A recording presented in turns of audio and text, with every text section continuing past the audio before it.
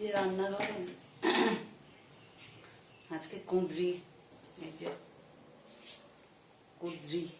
কুঁদরি রান্না হবে, ডাল হবে। আজকে শনিবার, নিরামিষ হবে। কালকেও নিরামিষ হয়েছে। এই যে ভাত হচ্ছে, এই যে ভাত হচ্ছে।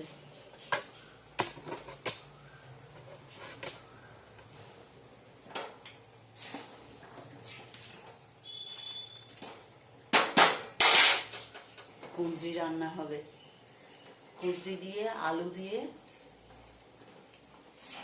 আদা পেঁয়াজ রসুন পেস্ট করে এটা মাখা মাখা করে করব কুঁদরির তরকারি।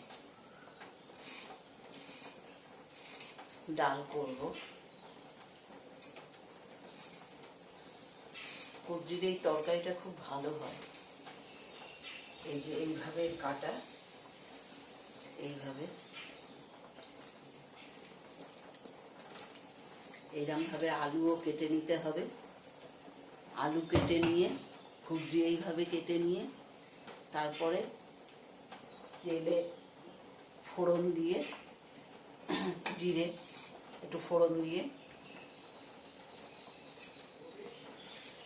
আদা পেঁয়াজ রসুন কাঁচা লঙ্কা সব পেস্ট করে ওগুলো কষিয়ে ভালো করে ওর মধ্যে দিয়ে নুন একটু মিষ্টি হলুদ সব দিয়ে কষিয়ে মাখা মাখা করে দারুণ লাগে খেতে।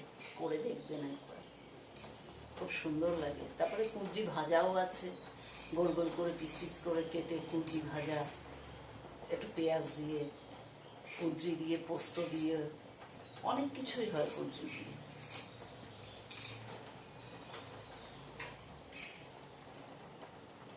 অনেক কিছুই করা যায়।